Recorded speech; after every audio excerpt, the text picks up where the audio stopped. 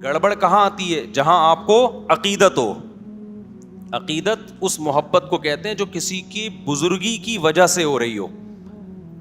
یہاں لوگوں کی اصلاح بھی ہوتی ہے اور لوگ اس عقیدت میں گمراہ بھی ہوتے ہیں. کیونکہ جب آپ کو کسی سے عقیدت ہو گئی نا تو آپ کے دماغ میں کھوپڑی میں یہ بات آ جاتی ہے کہ اب یہ جو کہے گا صحیح کہے گا.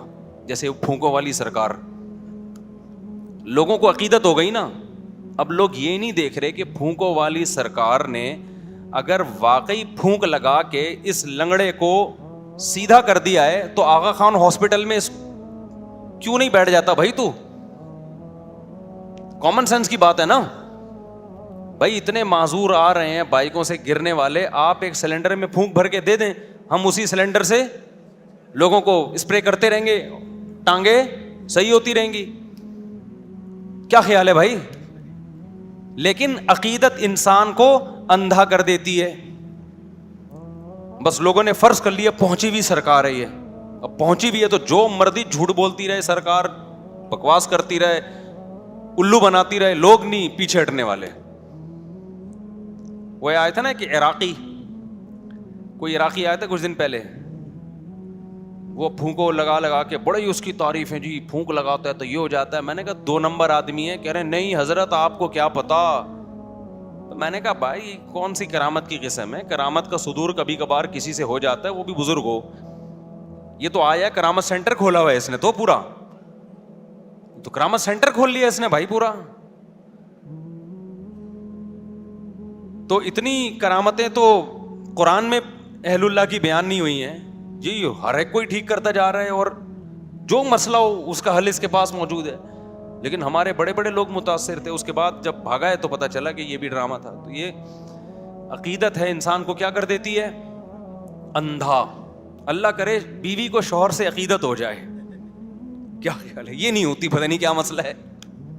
محبت تو کرتی, عقیدت نہیں. عقیدت کا مطلب کہ بھائی بس محبت ہے, میرے بچوں کا باپ ہے, زیادہ بزرگ نہیں مانتی اس کو کہ جی عقیدت میں پاگل ہو جائے کہ میرے بہت میاں بہت اچھے بچے کیا ہیں. بھائی محبت ہے مجھے, میرے بچوں کا باپ ہے, گیس بجلی کا بل دے دیتا ہے, بہت اچھا آدمی ہے. محبت ہے اس وجہ سے, بیوہ نہیں ہونا چاہتی, طلاق بھی نہیں چاہتی. عقیدت نہیں ہوتی ہے. عقیدت کس سے ہوتی ہے؟ علماء سے, بزرگوں سے, مذہبی رہنماؤں سے. اب جس سے عقیدت ہو گئی وہ اگر ٹھیک ہے تو آپ اس سے عقیدت کی وجہ سے ٹھیک ہو جاؤ گے, اور جس سے عقیدت ہوئی ہے وہ اگر 2 نمبر ہے تو آپ اس سے عقیدت کی وجہ سے گمراہ ہو جاؤ گے.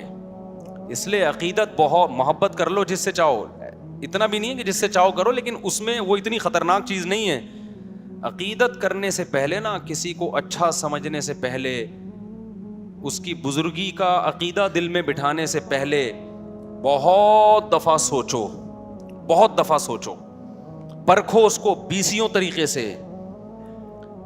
اسی وجہ سے ہم یہ کہتے ہیں کہ کسی کو بزرگ مان لینا, یا بزرگ مان لینے میں تو حرج نہیں ہے, بزرگ بنا لینا کہ اس سے اصلاحی تعلق قائم کر لینا. کہ آج سے میرے یہ پیر صاحب ہیں, لوگ کہتے ہیں نا مرشد پیر بنایا ہوا ہوتا ہے نا. رشتہ تلاش کرنے میں اتنی تگ و دو نہ کیا کرو, لیکن کسی بزرگ سے بیعت ہونے میں اس سے زیادہ ٹینشن اٹھایا کرو, اس کو پرکھا کرو. سمجھتے ہو کہ نہیں سمجھتے؟ لوگ بیعت ہوتے ہیں نا, فلاں بزرگ کے ہاتھ پہ بیعت ہو گیا, اس سے اصلاح لے رہا ہوں, یہ بہت مبارک عمل ہے, اس کے بڑے فائدے ہوتے ہیں. لیکن یہ جب مبارک عمل ہے جب جس کے ہاتھ پہ بیعت ہو رہے ہو وہ 2 نمبر آدمی نہ ہو, وہ کیا ہو؟ وہ 1 نمبر ہو. اس کے پاس علم بھی کامل ہو اور عمل بھی کامل ہو اور اصلاح کرنا بھی جانتا ہو اور سوسائٹی کا بھی علم ہو. 4 چیزیں ہیں اس زمانے میں کسی کو بزرگ بنانے کے لیے. 4 میں سے ایک شرط بھی مارکیٹ سے شارٹ ہوگی نا, وہ الٹا نقصان ہوگا آپ کو. میں پہلے مثال سے سمجھاتا ہوں, اصل ٹاپک کی طرف آ رہا ہوں, یہ بات بیچ میں آ گئی نا. دیکھو جب آپ کسی سے جسمانی علاج کراتے ہو, بزرگ کیا کہتے ہیں؟ جس سے روحانی علاج کرایا جائے. روحانی کا مطلب وہ جن چڑیل بھوت والا نہیں, وہ تو بزرگ ہوتے ہی نہیں ہے. اس کے لیے شرط ہے کہ بزرگ نہ ہو تو ہوگا وہ. روحانی کا مطلب یہ ہے کہ دل سے دنیا کی محبت نکل جائے, نیک اعمال کا شوق پیدا ہو جائے, گناہوں سے نفرت ہو جائے. کبھی گناہ اگر خدا نخواستہ ہو جائے تو توبہ کے بغیر سکون نہ ملے.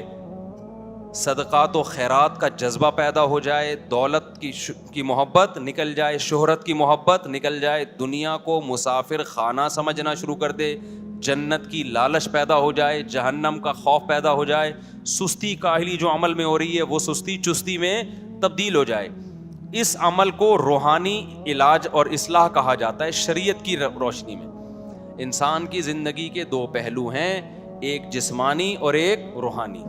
جسمانی ڈاکٹر ڈاکٹر کہلاتے ہیں, روحانی ڈاکٹر بزرگ کہلاتے ہیں. سمجھ میں آ رہی بات کہ نہیں آ رہی ہے؟ صحابہ کرام جسمانی علاج حکیم اور طبیب سے کرواتے تھے, روحانی علاج کے لیے اللہ نے کس کو بھیجا؟ محمد صلی اللہ علیہ وسلم کو. کیا مطلب؟ یزکیہم, نبی کا کام ہے ان کا تزکیہ کرنا, ان کو گناہوں سے پاک کرنا, توبہ کروانا ان سے, عقیدہ بھی پاک ہو جائے اور عمل بھی پاک ہو جائے. تو یہ روحانی. تو نبی کے بعد صحابہ روحانی معالج تھے, تابعین کے بعد تابعین تبع تابعین کے لیے. یہ سلسلہ سینہ بسینہ آج تک چلا رہے. یہ جو 4 سلسلے ہیں نا, نقش بندی, قادری, سہراوردی اور چشتی, یہ چاروں سلسلے اسی کی کڑی ہیں ایک, کہ باقاعدہ پھر اہل اللہ نے, اللہ والوں نے اس کو باقاعدہ ایک مرتب کیا, اس کو ایک نظام بنایا. جیسے فقہ پہلے بکھرا ہوا تھا نا, فقی مسائل, لیکن اس بکھرے ہوئے کام کو فقہا نے سمیٹ کے 4 سلسلوں میں بند کر دیا. حنفی, مالکی, شافعی, حنبلی, چاروں برحق ہیں. تو ایسے ہی جو اصلاح امت کا کام تھا نا, جس کو تصوف نام دیا جاتا ہے, یہ روحانی علاج کہا جاتا ہے, یہ بھی بکھرا ہوا تھا. تو یہ 4 سلسلوں میں کیا ہو گیا؟ بند ہو گیا. چشتی, قادری, سہراوردی اور نقش بندی, اس میں بڑے بڑے بزرگ گزرے ہیں. اب جیسے یہ جو 4 سلسلے حنفی, مالکی, شافعی, حنبلی, اس میں بڑے بڑے فقہا گزرے ہیں, لیکن بدعتی بھی گزرے ہیں. تو ایسے ہی یہ 4 تصوف کے سلسلے میں بڑے بڑے اللہ والے گزرے, مگر 2 نمبر بھی گزرے ہیں. کیونکہ فوراً لوگ مثال دیتے ہیں وہ فلاں 2 نمبر تھا. بھائی 2 نمبر تو ہر طبقے میں ہوتے ہیں نا, اس کا یہ مطلب تھوڑی ہوتا کہ سلسلہ ہی غلط ہو گیا. تو پوری دنیا میں جہاں بھی آپ جائیں گے نا, جتنے بڑے بڑے اللہ والے گزرے ہیں, میجورٹی انہی 4 سلسلوں میں سے کسی میں سے تعلق نظر آئے گا آپ کو. تو یہ کس کے لیے؟ روحانی علاج. اب روحانی علاج کا مطلب سمجھ گئے؟ کیونکہ یہ عامل لوگ پھر کیش کراتے ہیں, دیکھو مفتی صاحب بھی روحانی علاج کے قائل ہیں, لہذا آئیے چڑیل ہم سے بھگوائیے. وہ روحانی علاج نہیں.